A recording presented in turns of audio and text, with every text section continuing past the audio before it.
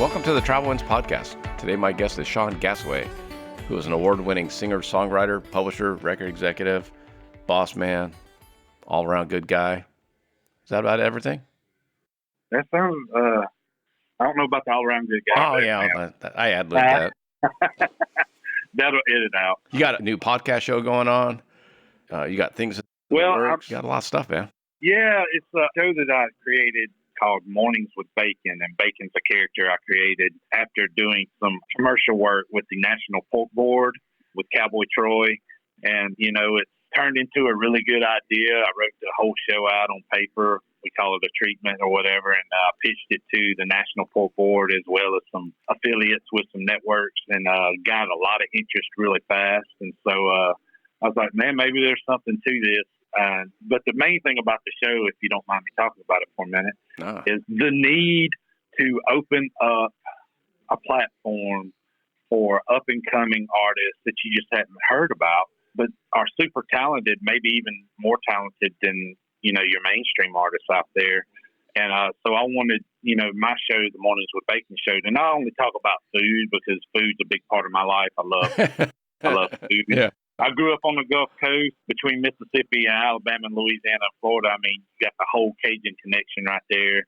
Everything between mahi-mahi all the way to Cajun crawfish, you know. And so I grew up with a very blessed area where I was always around decent food. And so I definitely want my bacon show to be about, you know, food and things like that. But the majority of it, I want it to be about music, breaking new artists. You know, one of the things I told the network folks was, you know, back before my time, there were people in the world like your Wolfman Jacks of the world that had complete access, and, well, not access, but had control of the content that they put out. And if something struck a chord with them in their heart, music-wise, you got played. You know, where today the radio world and even the playlist world, you know, you got to network super hard. You know, you got to know someone that knows someone just to get your music played. And my point is, how about let's play music that's actually touching folks and not just what's getting paid to be played? You know what I mean? So that was the whole concept behind my Mornings with Bacon show. Is I don't want to be like the modern Wolfman Jack, but I think there just needs to be more of us with an open heart like that will bring somebody on the show that nobody's heard of hardly and say, play your song, you know, and let the audience decide if it's something they're going to like or not. See, you know, it's so weird you said Wolfman Jack. I actually met him. And wow. I was 18, 19 years old, and I'm old now. Hank Jr. was touring, and a guy I worked with knew the Bama Band, which was his backing band. And so I got invited to go, and so we go backstage because we were hanging out with the band at the hotel and all that, and then we took the bus right over to the Universal Amphitheater. So we go to the green room, and I'm like, hey, that's Waylon Jennings. Hey, that's Wolfman Jack. And they're all just sitting around, just talking, yapping it up before the show. And I'm like, I've lost my mind. At 18, you know, because my dad made us watch Wolfman Jack and the Midnight Special growing up. How cool was that? Dude, and now, you know, 30 plus years later, I'm like, oh, that was pretty good. That was phenomenal. Like just once in a lifetime. Absolutely.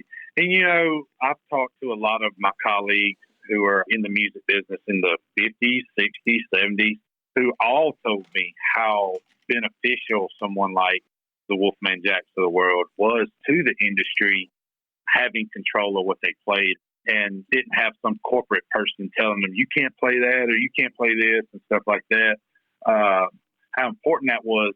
You know, there's so many artists that we would have never heard of had the present day rules applied to radio back then. And so when podcasts and these kind of platforms started popping up and becoming ways of being distributed and things like that, so it could get out to the masses, you know, it opened up the wild, wild west again is what I consider it. And, you know, in the music business, now you don't have to hire a promotion team. I mean, you can, but you don't have to hire a promotion team. You can just get out there and meet people just like you and I met, get on the show and tell your story, you know, and that's what I love about it. You know, I think social media is a great thing. It can be bad, but it can be great. You know, so it's kind of however you want to use it for. It's like if you want to get into real negative stuff, you can do it. if you want to get into real positive. I mean, I look at what I'm doing now. I'm just a sales guy talking to people that I've always wanted to talk to, and they talk back to me now because I have a podcast show that's reaching people. And 10 years ago, you couldn't do that, or 15, I guess. I would have had to gone to a radio show, and then, like you said, I would have had to grease the wheels, work my way up, and now it's just like anybody can pick up the phone. So yeah, absolutely. It's changing. I'm a strong believer in the social media thing. You know, there are a bunch of ways that you can extend your reach through social media. You know, a lot of the young folks really become mastered at it. You know, if I put something on TikTok, I'm not going to get, I might get 1,000 views, and I call that a success. But, you know, someone like my 15-year-old daughter, for instance, she did a TikTok about K-pop a few months ago and got almost 1 million likes on it. You know, and the thing about social media is it's who you surround yourself with and how you know, I guess you can consider that like hashtagging and doing all the metadata stuff. You know, I guess if someone was listening to this podcast at the moment who were just kind of breaking into the business and trying to figure out how to extend their reach, I would strongly suggest they learn the term metadata and become a master of that. So true. When I started the show, dude, it was like I called Cowboy Troy, said, "Hey, I'm nervous." He goes, "Dude, you talk on the phone all the time. That's what you do for them." I said, "Yeah, but it's never recorded." So he just, he gave me some tips and all that. And then it was like you said, learning metadata and tags and SEO and reach. And it's been a blast, but it's a different world. Yeah, you know, and it creates new opportunities, you know, and that's another thing. Absolutely. That, you know, I would stress on folks who might be listening to the show that's trying to be more creative with their strategies and all that stuff. I sound like I got a degree and all that. I don't. I went to high school, graduated, learned how to become an electrician, and I worked in the trade field for several years before I went to the music business full time. And I learned everything I know about the business from the street and just doing it. But, you know, there are things, number one, you have to learn something new every day if you can. Yeah.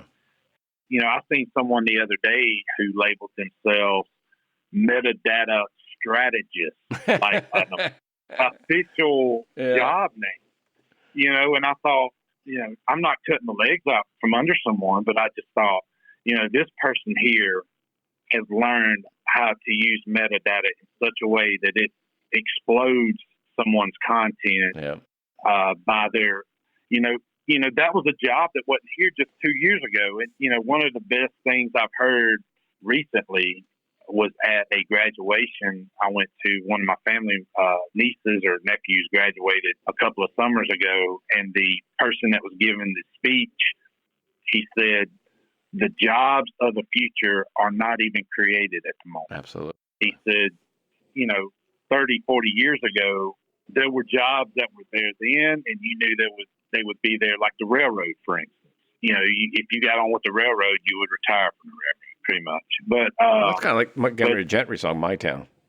Yeah, I mean, that's what, yeah, absolutely. Just but you know, and I jotted down what the guy said. He said, "Listen," he said, "the world is wide open. You know, with technology." He said, "There is a job out there for you. It just hasn't been created yet, and look for those." You know, and so basically telling people to make your space and create it.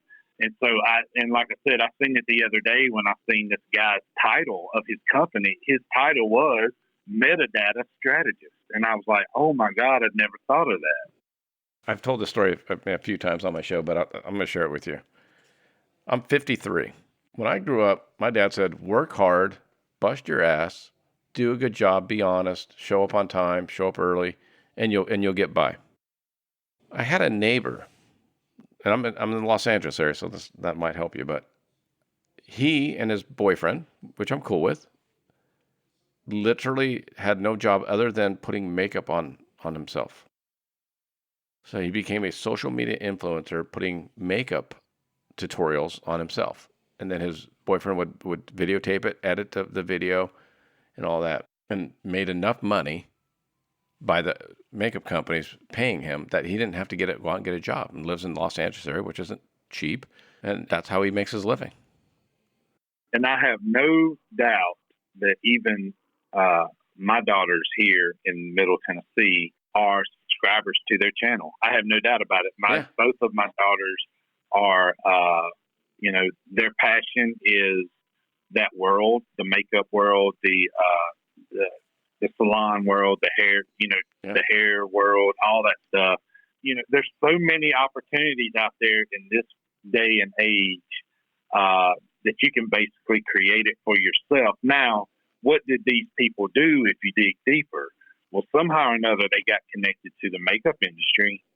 And those are the details that you really would have to dig deeper in. And that's, I appreciate you sharing that story because, it gets me to thinking, what would I tell not only myself, jotting this down, but what would I tell someone venturing out in the world and trying to make a name for themselves is find those people, send them a DM or something and say, okay, I love your channel. What exactly did you do between the tapings? Like when you spoke with the makeup companies and things, what did you do? What was your pitch to them to get them to come on board and pay you to do these? And then YouTube and these other channels, there's strict copyright laws that deal with advertising dollars going to the creators. Yeah.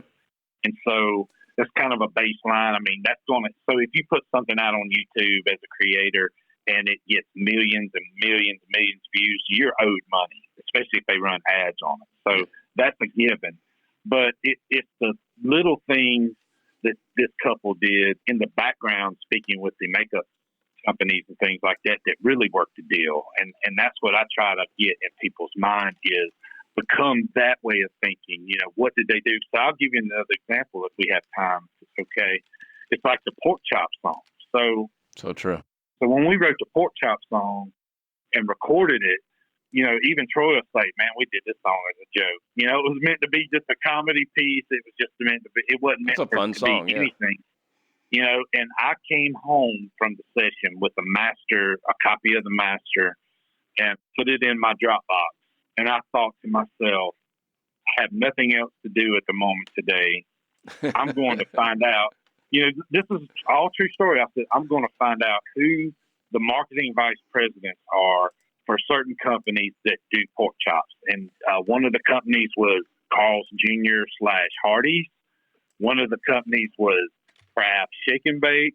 And one of the people was, when I Googled, the National Pork Board came up. And I thought, I didn't know there was a National Pork Board. Let's go straight to the source. They're kind of like, they're kind of like the beef people, Absolutely. That you hear about. And so doing some Google searching, you'll never find a direct email address for any vice president of a company. But what you can find are little nuggets like, what's the company's email address? How is it built? For instance, Shake and Bake was ... at craftfoods.com. So I said, okay, I do know that's the email address that they received. Now I just had to put a name with it. And so I found these marketing vice presidents' names, just Google searching, and I put it together with their company email addresses, and boom, I write this real brief email, and I run it with Troy and our other partner, Michael. I run it by them. I write these real brief emails that say something like, who doesn't love a pork chop? Well, we sure do. We even wrote a song about it, and we recorded it with national recording artist Cowboy Troy.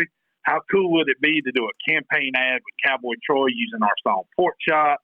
We can take this countrywide. That's all the email said. And then it said, here's a direct link. Here's a safe, private, direct link to the song. Click here to listen. Would love to hear back from you. Sean Gasaway, Operations Officer, Shake and Bake Productions was the name of the record label we created. And I sent this email to several of these marketing vice presidents on a whim, just an idea that came to my head. And the only people I never heard back from was Hardee's. But I got a response from Kraft, the vice president of Kraft, who emailed me back and said, oh my God, what a song. We love this. Here's who runs our Shake and Bake division of the company. Talk to them. And then the National Pork Board responded back and said, oh man, what a song. We love it. But that's all they said. Yeah. And so we communicated with the shake and bake brand of craft for a little bit. But it felt like they were kind of timid on pulling the trigger, so we didn't push it. We just said, okay, whatever. And then Troy went and did a concert. I want to say it was in the Midwest somewhere, but Troy had a concert with Big and Rich. And I remember him calling me, and he goes, hey, man. I was like, what? He goes, guess what happened to me today? And I was like, what is it? He goes, after my set with Big and Rich, security came up to me and said, hey, there's a lady here that wants to meet you. She is the vice president of marketing with the National Pork Board. And so he brought her back to where the green room was, and that was her thing. She goes, we love this pork chop song. We want to use it in commercials. I have a meeting with the board of directors next week. Can we put a marketing plan together to get them to approve it? We want to work with it right now. And that's how that happened. You know, without being long-winded about the story and everything, you know, that's, you know, just even more advice to folks out there who is trying to, you know, make a mark for themselves, get their creative juices out there, but actually do it in a way that they can monetize it and support their family with it. You know, is you got to think outside the box. And luckily I had some corporate experience in my past. And so I knew, you know, part of the strategy that I knew was I couldn't send them an MP3, because anytime you send a corporation an email with a file attached to it, their security systems are going to flag it. It's not going to get through. Yeah. But you can put a link to something in the email, and it normally gets through. And that's what I did. I just linked the song so I put a link in the email that took it right to my private Dropbox. You know, so it was those little things that's the little things that I was talking about earlier. You know, reaching out to that couple with the makeup, you know, doing the makeup tutorials, is what were those little things that they did that made deals happen. And one of the biggest things that I know that, you know, it's a flaw of human nature is you ain't going to learn nothing unless you ask. You're not going to gain anything unless you ask. If you're scared of no's, you'll never make it. You have to ask the questions and just be prepared for the answer. But unless you ask, you're never going to learn anything. Anyway, I'll get off of that. I thought it was a cool story to tell. You were basically sharing my life story. The number one question I get asked by other podcasters when I meet them or talk to them is, how did you get all these people on your show? And my number one response is, I asked them. So I'll give you a little background. My daughter, my youngest daughter, the one that just moved to Morristown, is literally a huge reason why I started my podcast.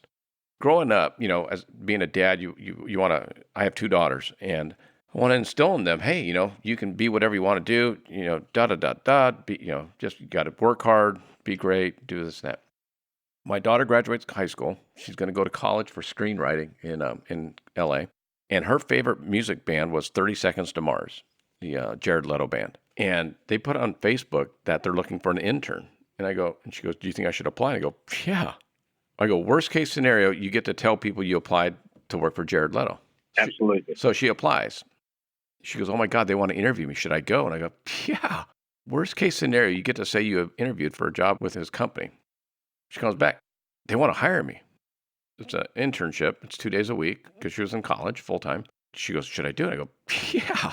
I go, yeah, yes. You know, it's a job. I go, you know, these people are working for their lives, honey. I go, you know, this isn't a cool fan thing. This is people working. So she goes, I know. She goes to work. She does a good job. They offer her to go on tour to help out with their social media on the tour. And they're opening up for Lincoln Park. And she goes, you know, should I go? And I go, yeah. I'm like, for one, you'll never be able to do this when you need money because you have to have money. So she does it. And then that was her last gig with them. She did some other internship stuff. And then she calls, I'm literally at NFR. I'm in Vegas. And I told my daughters, I said, look, and she was second or third year. No, it was going to be her senior year of college. I go, hey, I'm at work. I'm running the booth. I have people working for me. Only call me if it's important. And she goes, okay.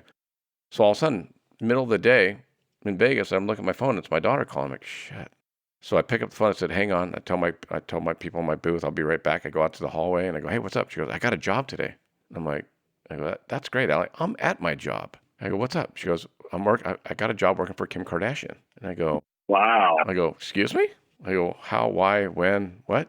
What are you talking about? She goes, I got the job today. I had an interview at her house and they hired me. And I'm like, okay. And I go, well, that's great. And so I called her back and everyone asked her, how did you get that job? You know how she got it? She applied. That's it. She didn't know anybody at the Jenner Communications or anything. She had a good reference from Jared, but she just applied and got the job. So she worked for Kim for 6 months her last semester, which saved me money. I actually made money off Kim Kardashian because she saved me paying tuition for an extra class. I was happy about that. And, and she met Kanye and worked at the house and did all that. And like you were just saying, if you don't apply, if you don't ask, you don't get it. So that's exactly right, man. That's a cool story, dude. Yeah, I mean, we're like on the same wavelength, man.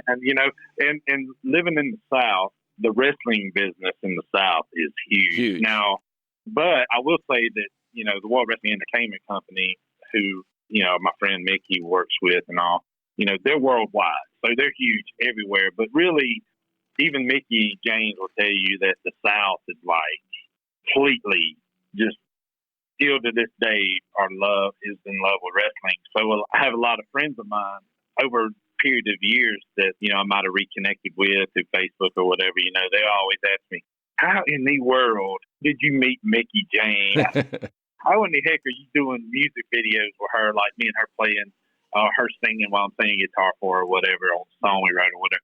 How in the heck did that happen? And it's the same story. About 6 years ago, I was asked to call in to a radio show in New York to talk about not only some new music that I was putting out for my personal artist music, my personal artist stuff, but some things that I was doing with our veterans on the songwriting side, I was just starting to get into. And so it was a radio show that was owned by a record label, and that record label, I think it's called Heart Songs. I think that's the name of it. But anyway, but that record label's thing is the money, the profits that they made, they gave a percentage of it to like the Wounded Warriors people, these veterans groups.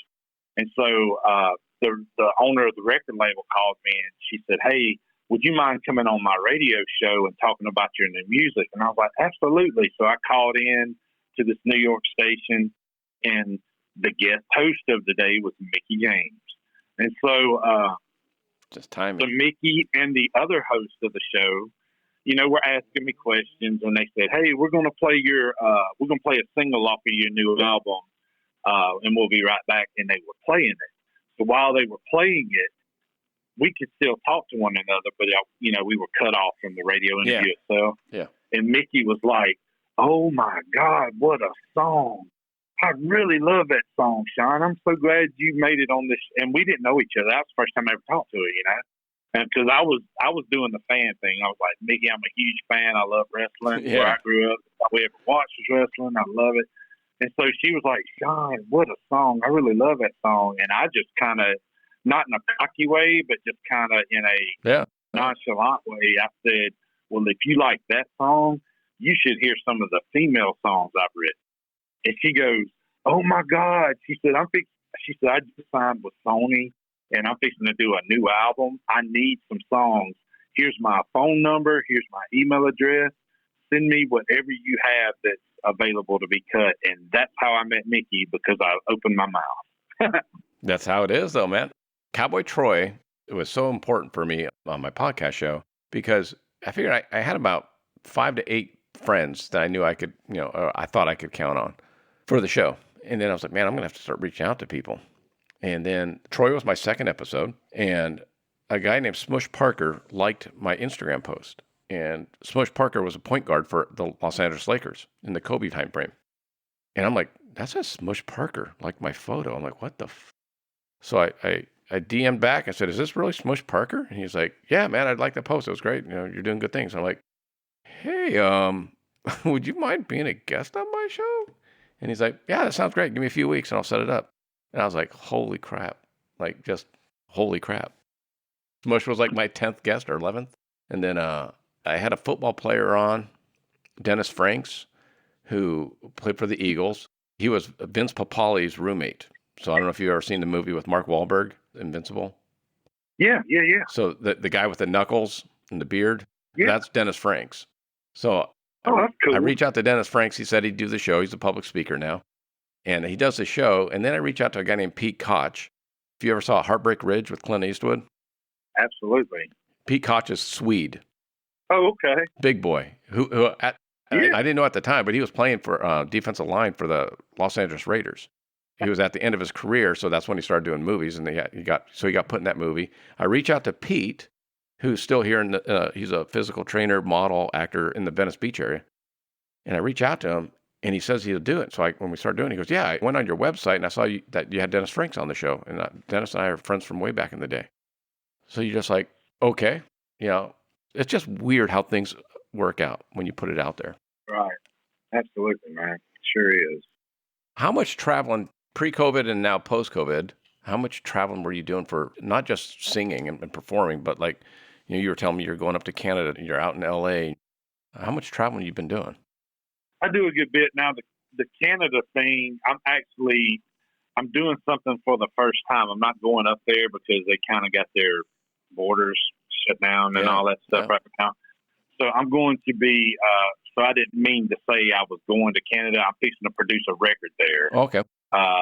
Which, I guess you could consider that I'm going there, but I'm actually going to Zoom produce, which is something I've never tried. I don't even know how it's going to work. But here's the thing about the Canadian market, for those that don't know about the music part of it, is if you've got a Canadian artist who, wrote a good part of their work. So in other words, like one of the songs I'm recording with her name's Cambry Lovesy, and she's an amazing country recording artist from Canada. I think she's 21, 22 years old. So she's really up and coming, starting to come out of the gate swinging hard with some really great songs. And she's really good and talented. And her and I wrote a song together that's going to be one of the tracks on the record. But the way the Canadian music business works is you want to have what they call a maple mark on your record. Yeah. So that basically says everything about the song needs to be done in Canada. Yep. The production, the writing, and things like that. And so that's what we're going to shoot for her new album, is everything on the album is going to be Canadian born and produced and made. And so I'm actually going to do what I call consult producing.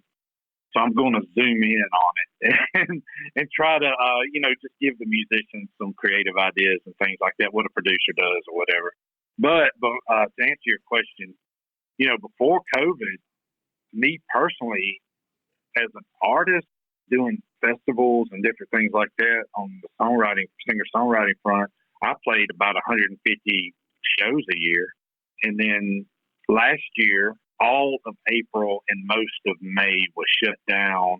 But when the Florida governor, Ron DeSantis, the governor, when he opened Florida back up, it basically opened up everything for folks like me. I just do acoustic shows, just me and my guitar. Yep. And so we were able to do capacity restrictive, social distance, mask wearing kind of shows. And so I still ended up doing almost 75 to 100 shows in 2020. And this year is going to be the same. It's starting to open up a little bit more. I've already did 2 little tours already. I'm going to Panama City next week for some stuff, some private events. And then I'm going to Texas in March. I'm going to the Ozarks in May. I'm going back to the Ozarks in August and back to the Ozarks again in September. So the Ozarks in Missouri are really starting to open up more with some of their events. Then I got festivals at the end of the year. So I'm liable to do another 100 to 150 shows this year if everything opens right back up.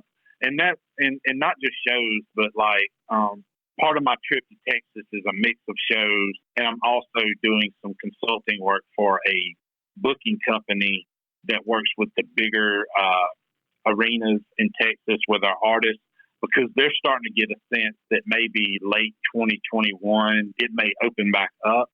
And so I'm going down there to meet with the booking agency that I consult with, just getting them mentally prepared, the artists, not the executive team, but the artists, getting them mentally prepared to get their business structure in order so that when they do start playing the bigger shows, so I'm talking about like 5,000 to 15,000 capacity kind of shows, So when the artists that they're working with, they have their music business stuff in order so that when they do go back to working these shows, they start getting the performance royalties they owe correctly. Because, that's another part of the business I'm in is, I know the music business like the back of my hand, especially when it comes to performance royalties and things like that for people that write their own music and things like that.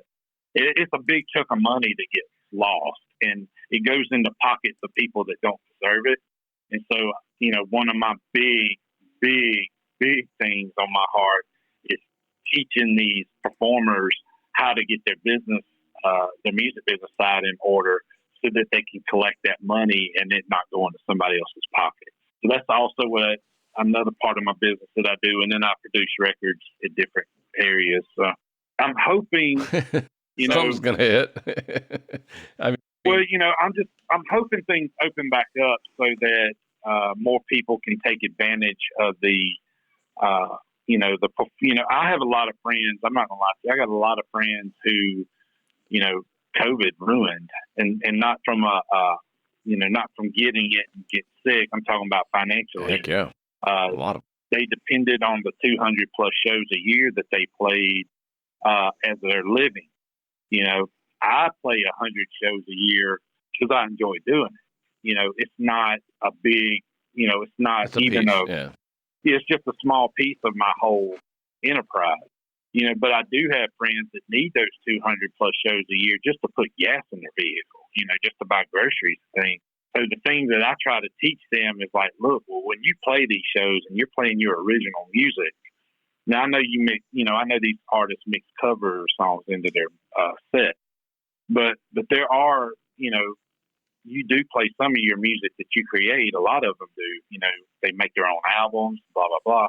But I was like, but when you play these shows, you're owed a performance royalty down the road for doing those shows, and they don't even know it. And, you can pay your mortgage, your gas for a month, your grocery, you can pay for all of these things in a month just from performance royalties, but they don't even know how to get it, and so like the booking company in Texas, for instance, that's why they brought me on, was they wanted me to show their artists, here's what you got to do to get your business in order so that when you start playing these big events again, you'll start getting these performance royalties that you've never gotten before. So that if another COVID happens, you got something. I'm getting performance royalties. My February statement just came in. I'm getting performance royalties. I had a deposit on my check account this morning from shows before COVID between January and April of last year. And so that's kind of the spread of how far apart it is from the time you play before you get paid for them. Yep. So, that's huge. So if COVID had shut me down completely, I was getting paid monthly. I was getting paid every quarter, but sometimes it's monthly. It depends on how you get it set up. But I was getting paid pretty much monthly without even having to go to work about it, and I didn't have to get unemployment and do it. I wouldn't have had to do any of that, and so that's what I'm trying to teach these artists now is if you can really get your music business set up correctly and you do play a lot of these shows and you start racking them up and you get them shows in the system as, what we call logging your shows. So if you get the shows logged in your publishing company and stuff like that in your songwriting account, if another COVID happens, you're going to have income coming in from the past. So, and a lot of them, like I said, I've probably said this a million times, they just don't know. Yeah, so absolutely. I'm here to tell you. I'm here to tell you that's how it works. And that was really why I was super excited to talk to you, because I knew you were traveling, you're touring and playing, but you got so many other things going on. It's cool. I mean, I don't know that a lot of people, you see a show. I'll give you an example. I interviewed a guy named Chris Gratton, and he's a tour manager. And I talked to him, I think 2 weeks right after he had just laid off 83 of his people. This was last April. He's a tour manager for Justin Bieber. So I'm sure people were upset that Bieber wasn't going on tour, but they don't realize that those 83 people, that's what they had geared up for and set aside 6 months of their life to be on tour. So it's not like you can be a tour guy, boom guy, or, any of the truck drivers. You can't just go out and get another touring job when no one's touring. So what do? You're just done. You're talking my language, man. I had the same exact conversation almost with an industry person just a few days ago in regards to the country artist that got caught on TMZ saying some ugly words. And the outcry was, for the most part, from a lot of from a lot of folks was, "We'll forget him. We're going to cancel that, person out," and blah, blah, blah, blah, blah. And I said, well, if you're going to pray for anybody, we need to pray for the people that that nobody's talking about. And that's the tour management company, the songwriters that wrote songs on the album that may get pulled. Now, I don't think they did get pulled, but I'm just saying this was before all that went down. This was right after it happened. I said, here's the people that it's really going to affect. And that's the people downstream. The whole tour production team, they had a tour book.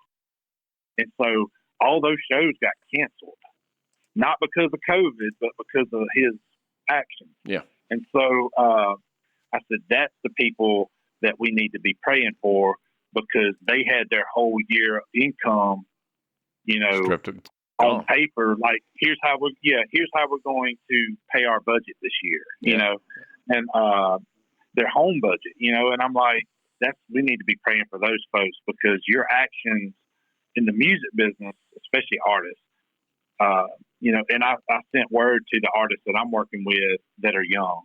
And I was like, y'all learn a lesson from this. The biggest lesson is you're always going to be on tape. You're always going to be in somebody's camera.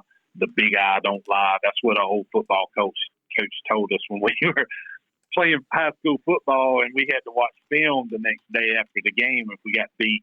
He says, the big eye don't lie. We're going to find out what you did in this game last night, And so that's what I tell these young artists is the big eye don't lie, and it's always on you. And so you have to, no matter what, you have to always in the back of your mind know that you might be getting videotaped, you might be getting recorded. So you need, keep your character, keep your integrity intact at all times. Man, and that's never been more true. As easy as it is for me to get my show out to 100 plus countries, if I say the wrong thing or whatever, it can implode just as easily.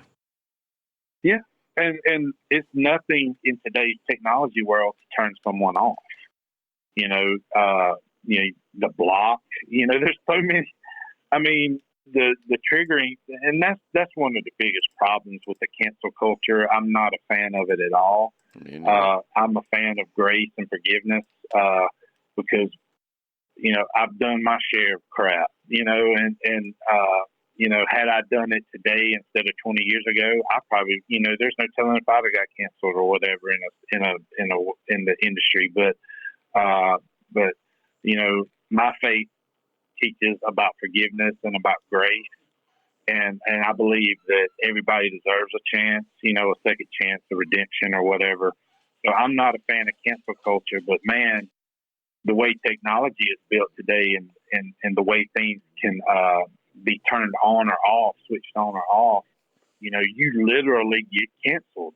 There's no, it's not it's not a broad statement. It's a true fact. If the cancel culture people put you in their crosshairs, it doesn't take much to really cancel you out. And so it's just, you got to stay on top of it all times, man. I've told my daughters many, many a times, I am so glad we didn't have cell phone cameras when I was a kid, when I was their age. Woo, Lord. Man, you ain't kidding. And it's even in the social media world, I've told my daughters many times, I was like, be careful what you tweet or whatever you put out there, because it's a footprint. And even corporations now will, they have people on staff that will check your socials and see, absolutely. If there's anything you might have said, when I was in the corporate, this discussion came up recently in something I was part of as a speaker or whatever, about can a company really fire you for something you say on Facebook? And I was like, absolutely. When I was in the corporate world and I moved up as an officer of the company, one of the biggest parts of the contract said you are a representative of this company 24 hours a day, 7 days a week. And if you do something that embarrasses this company, we will fire you. I mean, that's what it says, And so absolutely all of that stuff matters, and it's just crazy, man. I just, I try to focus as much as I can on the creative side. And when I say creative side, not only the creation of music, but creating entrepreneurial opportunities for the music.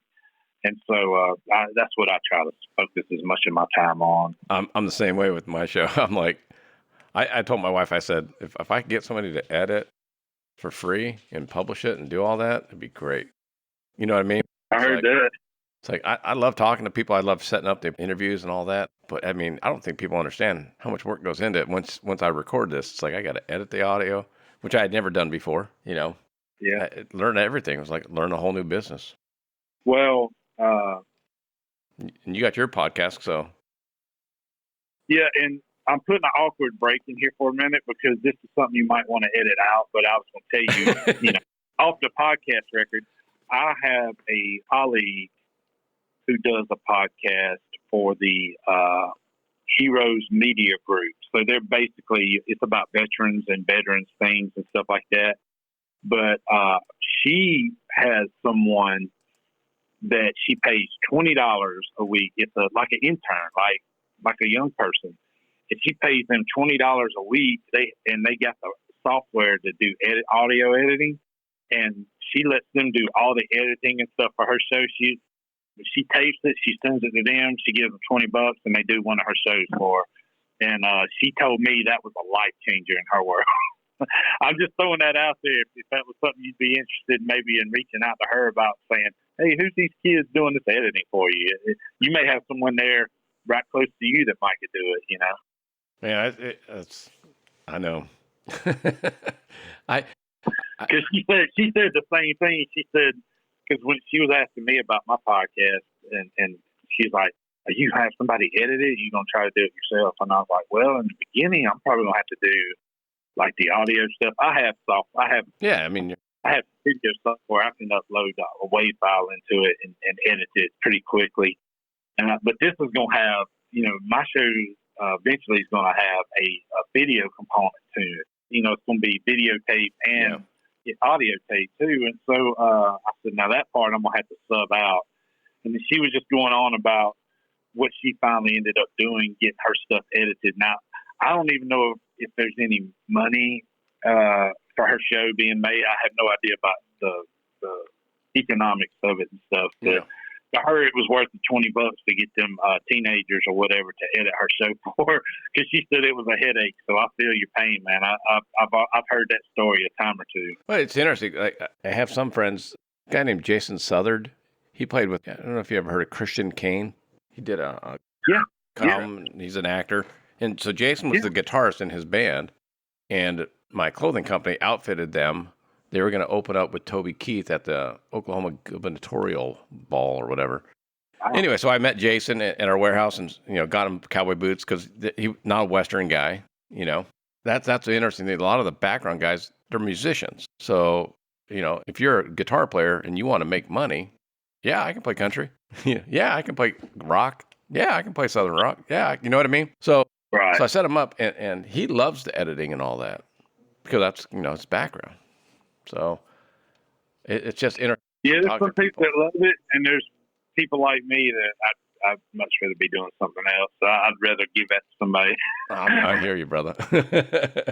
Even producing records, I have, one of the questions that gets tossed to me sometimes is, hey, can you look at this music chart that I wrote for my song and tell me if there's anything I could add to the chart and all that stuff? And I'm like, man, I don't read charts. I wish I would have went to music college and learned how to write charts and read charts. I was like, but that's why I hire musicians that know how to read. Yeah, exactly. Charts. And I said, so the best thing we can do is let's take your song and your chart to my pianist, and then, we can go through the song, and if there's any ideas creatively we can come with, we'll speak it in a music, language. And they're like, what do you mean by music language? Well, and I say something like, well, let's just say at the end of verse 1, we want to hear a musical piece that goes la da da da da da da da into the chorus. I said that la da da da da da is musical language, and my pianist can actually find those notes on the piano and say, okay, here's the notes, and write it down on the chart, And I said, that's how I chart a song, is I sing it. That's my big thing, is always having a team around me of people that know how to do their job really well and getting them on my team. It's like, okay, that's your job. Your job is going to be that.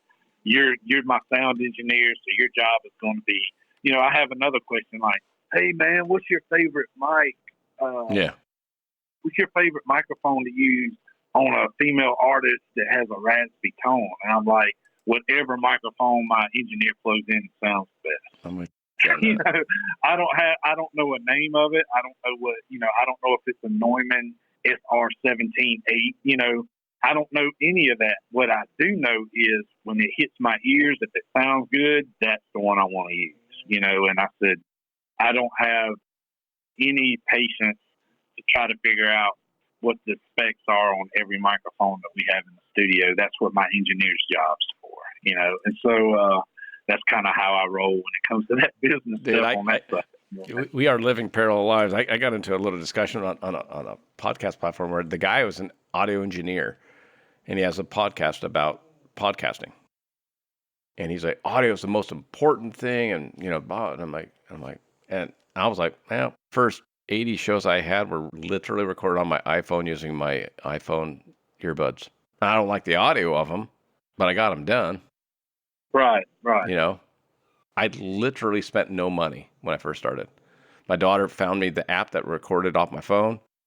I learned to tape the earbud by my mouth so it wouldn't move around, so it'd be a constant sound. I was talking to Grammy winners that way. So and just your speaking voice, your tone and everything. I'm sure when that translates to the podcast audio itself, it's going to sound great. It has a good tone to it. I've done podcasts as a guest in the past where I can immediately tell, like, man, the audio on this may not be too good. But it wasn't something that was bothering me. It just sounded like the person I was talking to was in a tunnel. Yeah. So it was like, hey, Sean, how are you doing today? And stuff like that. And I was like, man, I hope that comes a little bit better across, because I was even having trouble understanding the person. Yeah. Some of the, it just sounded like, I guess what I would say, it sounded like I had a lot of mid-range equalization, EQ in it, and it just sounded like it was muddy. And now I'm on a Rodecaster. I have a mixing board, and I have an AKG mic and a pop screen and all that fun stuff. I got beginning line. That's cool. Yeah. I went to my wife, said, okay, I've done I think about 100 shows back then. Said, I'm going to do a few more, so let me get something. So I spent a few on it. So it's a blast, man. And I can't say this enough, and I definitely don't want to forget to say it. I really appreciate the invite, coming on your show and talking. It's been a great interview too, because it hadn't really, a lot of folks that reach out to me want to go really in depth in the music business, and I kind of get scared of that sometimes, because I don't want to overwhelm like a new artist or somebody that's coming up trying to figure things out. I want to try to keep it at a level where, even a teenager could understand, or someone younger. I think we got a lot of good data into this conversation to at least give some folks some hope, whatever industry they're going into, it gives them some hope that, hey, if this Sean Gasaway guy who graduated high school in South Mississippi and just has his own music business many years later that is, in my opinion, extremely successful. Everybody's opinion of success is different. I get to make a living in the business I'm in. I don't have a job. This is my job, and I get to do my dream. I get to live my dream. So to me, that's success. And well, I mean, you do have over 200, as they call it, revenue earning copyrights. So I mean, you got 4 number one. I used to have that. You know what? When I first wrote my bio, I put cuts in there, and because that's the terminology a lot of people around town use. man, he's got a lot of cuts. But, you know, you can have cuts that don't earn revenue, Exactly. you know, and so, you know, so that's not one of my partners. His name's Michael Garvin. I haven't got to talk to him about him much in this call, but Michael wrote the song Waiting for Tonight for Jennifer Lopez, but he's also written like 23, 24 more number one country songs that were number ones in country. So one of the things that Michael, he always calls his cuts his copyright. And he taught me that. And then I was like, he's like, well, there's a difference between, you know, a cut and a copyright because the copyright earns revenue. And I was like, you are 100% right, boss. And so I went into my bio years ago when I was first writing it, and I changed it from, you know, back then it only said 75 cuts, you know. Yeah. So over the past 3 years, literally over the past 3 years, it's went from 75 to over 200. So I've really been working hard. I mean, really, just last night I had someone tag me on TikTok of them doing some lasso work in a club up in New York. I saw that. He's a cowboy that lives in New York. He has a farm. He has cattle. He has, you know, he's a true cowboy, but he's a recording artist. I would put him in a class like George Strait and Chris Ledoux. Okay. That kind of country music and twanger. But he's, you know, his next single is a song that I wrote with, and that's how I found out. He tagged me in his TikTok last night, giving y'all a sneak preview of my upcoming single, and he's doing his lasso work, and I'm like, man, it just got another song recorded by an artist that actually sells, you know, that actually has people that stream and buy their music. So just been a huge blessing, and to see the number of songs that are being recorded that I've been a part of, you know, I give it all to the Lord, man. I have a lot of faith in my Lord, and I give it all to my Lord and Savior, and He has truly blessed me in this business. One of my biggest things, and if we're going to end here somewhere near here, is I would say to anyone, if you're going to take the advice I'm giving you and you're going to look at your business in a different light, you know, and try to strategize, you know, try to create not only, you know, your creative work, but create the place for your work to be monetized. You know, if you're going to take my advice and build your company into something that you can build it to your dream company, the things that you learn on your path, turn around and share that with someone else that's coming up. You know, we have to, if we're going to take from this business, please give back to it and keep the, you know, keep it going. You know, that's also part of my personal vision statement is I'm going to teach as many people that has an open ear, to it, because, you know, and lastly, you know, I get asked this a lot. They're like, Gasaway or Bacon or whatever they want to call me. Why are you sharing your secrets with all these people? You're creating your competition. And I'm like, no, I'm just sharing with them what nobody else would share with me, number one. Number two, it's okay if they become my competition because they still have to write a better song. They still have to produce a better song. They still have to come up with a better marketing plan than what I'm going to put together for, you know, for a company license or something like that. They still have to beat me at the creative game. And if they do, then they do. If they do, they do. I mean, that's the game I'm in. You know, I'm on a daily basis competing against other creators, and so I'm already used to that. So, in my opinion, I'm not creating more competition. I'm just, you know, I'm giving back to what's been given to me. That's all I'm doing. A lot of people ask me, why did I start my podcast? And I go, you know, when I pass along, they're just going to go out and hire another sales rep. You know what I mean? And they'll be like, oh, that Pete guy, oh, yeah, he was a really good sales rep. Oh, good guy. And that's it. You know, because my dad passed away about a year and a half ago. Oh, I'm sorry. But he had Alzheimer's, and he stopped talking. And you kind of look at that and you go, man, I was kind of going down the same path as my dad. You know, it's like real successful, did really well, raised great kids, in my opinion. And but you know, when he was gone, it's like, oh, you know, so what legacy? What are you leaving behind? And so now I got shows in the tens of thousands of downloads and all that, and listened to over 109 countries. people around the world have now listened to my voice and hopefully my guests. If a songwriter listens to our episode and gets something out of it that they might not even realize now, then it was worth it versus me just going outside in a pair of cowboy boots. Yeah, man. I just want people to have hope in whatever it is they're doing.